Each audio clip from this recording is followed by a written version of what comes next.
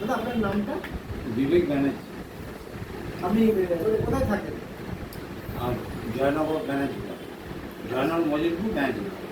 আচ্ছা, আপনার সমস্যা কি বললেন? আপনার কী হয়েছিল? সমস্যাটা আমার বাচ্চাবেলা থেকে রেকটামটা বেরিয়ে যায়। ও অপারেশান করিয়েছি দুবার। 2001 সালে একবার হয়েছে, আর 2021 সালে একবার হয়েছে। তারপরেও দেখছি, তারপরেও আবার একবার রক্তটা পাশ থেকে বেরোচ্ছে, যেখানে অপারেশান করেছিল 1 বছর বাদে। তা তখন আমি কি করলাম, যে এখেন ওখেন সেখান ঘুরে কোনো সমস্যার সমাধান করতে পারছিলাম না। হঠাৎ হচ্ছে গিয়ে আমার মেজ শালীর হাঁটুতে লাগাতে ওই এনার কোনো সোর্স মারফত যোগাযোগ হয়েছে। এবার মেজ শালীর হাঁটুতে স্প্রে করার লাইট সিস্টেম আর কি, এটা করার পরে হচ্ছে গিয়ে ওই 5 দিন না 7 দিন করেছিল, মোটামুটি কিওর হয়েছে।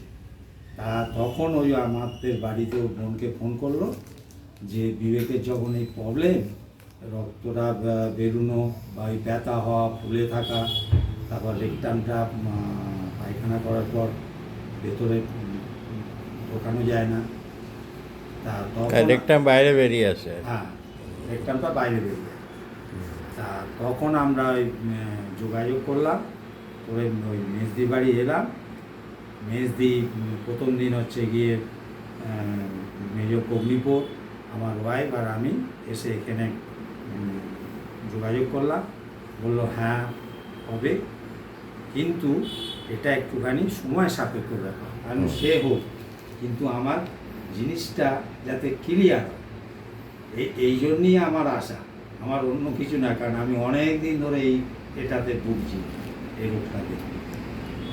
ওই পাইলস ফিস্টুলা, একবার পাইলসের অপারেশান করলো, রক্ত বেরোচ্ছিল, এটা ফিস্টুলা। তা মোটামুটি আমাকেও হচ্ছে গিয়ে বললো আপনি তো আর জয়নগরতে প্রত্যেক দিন কোটনগরে আসতে পারবেন না। তা আমি বললাম, তা বললো তাহলে আমরা একটা মেশিন দেবো, আমরা এই মেশিন বেচি, যদি আপনার নেওয়ার দরকার হয় আপনি নিতে পারেন, কোনো অসুবিধে নেই। আমি চিন্তা ভাবনা করলাম, দেখি, কারণ টাকা পয়সার ব্যাপার তো, জোগাড় করতে হবে, করতে হবে। আমার যখন ভোটটা সারাতে হবে, আমাকে তাহলে মেশিনটা নিতেই হবে, এবং আমি নিজেরাই হচ্ছে গিয়ে কন্ট্রোল করতে পারবো, কোনো অসুবিধা নেই। ওটা শিখিয়ে দেবেন এনারা, দিলে কি হবে, আমার কন্ট্রোল করার অসুবিধা হবে। আপনি কি কি বেনিফিট পেয়েছেন? আপনি কতদিন ধরে নিচ্ছেন, এখন কি কি বেনিফিট পেয়েছেন? বেনিফিট পেয়েছি আমি তো আজ নিয়ে বোধহয় 4 দিন নিয়েছি। আমার মানে খুব ভালো লেগেছে, যে কষ্টটা পেতাম সেই কষ্ট থেকে অনেকটা, প্রায় 70% হয়েছে, লাঘব হয়েছে।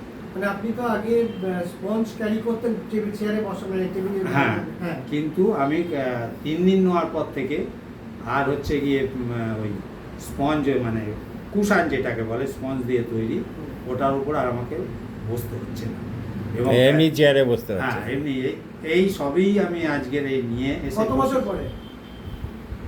এই তো প্রায়, আমার তো 62 বছর বয়স, তার আজ 45। মানে 45 বছর ধরে কুশানে বসতেন? না, কুশানে বসছি 10 বছর কি 15 বছর। তার আগে রেকটামটা মোটামুটি হতো, কিন্তু এই রিসেন্ট এটা খুব বৃহৎ আকারে দেখা দেওয়াতে খুব কষ্ট পাচ্ছি। আচ্ছা, তাহলে 10 বছর পরে আপনি এখন চেয়ারে বসছেন? 3 দিন পর। 10 কেন, 10-15 বছর বাদেও, মানে দোকানে তো আমি ওই গদি নিয়েই বসে থাকি। আচ্ছা, গদি ছাড়া বসতে পারি না। আচ্ছা, খুবই মোটামুটি 4 দিন দিয়েছি, খুবই উপকার। আর রেকটামটা বেরিয়ে আসাটা? রেকটামটাও যেটা টোটাল সম্পূর্ণ পরিমাণে বেরিয়ে আসতো, আজকের এই 4র্থ দিনে যখন আমি পটিতে গেলাম, দেখলাম একটুখানি ছোট মতন বেরিয়েছে, যে টোটাল যে গোলমালটা সেটা বেরিয়ে, যার জন্য আমার জলসেচ করার পরে ওটা ভেতরে ঢুকিয়ে দেওয়ার খুবই সুবিধে এবং কোনো ব্যথা বা কোনো কিছু লাগে না। বাইরে একটা ফোলা মতো ছিল তো একটা। হ্যাঁ, ফোলাটা তো কমে গেছে, ফোলাটা না কমলে তো ওই রেকটামটা ঢুকতো না। আর ওই যখন খোলা ছিল, যেদিন এলাম না আপনাদের কাছে, ওই দিন থেকে খুব কষ্ট হয়েছে, কিছুতে মানে খোলা থাকলে কিছুতে ঢুকছে না। আপনি কি থেরাপি নিলেন এখানে? থেরাপিটার নাম কি? টেরাহাস। টেরাস টেরাস থেরাপি। সেটা তো জানতে হবে আপনি কি নিয়েছেন। টেরাস হ্যাঁ, যাই হোক। এবং এটা কোন্নগরে বেশি দিন হয়নি, কোন্নগরে ওই আমার মেজ শালীর মারফতই এখানে আসলাম এবং অনেকটা সাকসেসফুল হয়েছে। দেখ, খুব ভালো লাগলো শুনে। আশা করবো আপনি আরও সুস্থ হবেন বা এই রোগ থেকে পুরোপুরি। কারণ এটা নিতে হবে, এটা কারণ হ্যাঁ। এই তো 5 দিন 7 দিনেতে হবে না, না, এটা আমাকে নিতে হবে। আমি এখন এই বলছি, মেশিনটা নিলে আপনি মানে পুরোপুরি মুক্তি পেয়ে যাবেন এই রোগটা থেকে। মানে আপনার দীর্ঘ 50 বছরের যে কষ্টটা হ্যাঁ। এই মেশিনটার মাধ্যমে পুরোপুরি মুক্তি পাবেন, এটা আপনি আশা করছেন, তাই তো? হ্যাঁ, মনে হচ্ছে হয়ে যাবে। আচ্ছা, ঠিক আর আছে। ইয়ং বয়সে এফেক্টটা বুঝতে পারিনি, বয়স যত বাড়ে রক্তে এটা তো হয়ে যায়। আর তারপরে তখন তো এই খোলা ভাবটা থাকতো না, হতো না। এই অপারেশনের পর থেকেই এই গন্ডগোলটা হচ্ছে। আর তারপরে এই ইঞ্জেকশনটা দেওয়ার পরে পুরোটাই বেরিয়ে আসে, এই এতটা পরিমাণ, মানে যেটা ওর রেকটামের পরিমাণ। তারপরে তো আর বেরোতে পারবে না, ও তো সব বাঁধা ধরা রেখে, তো টোটালটাই বেরিয়ে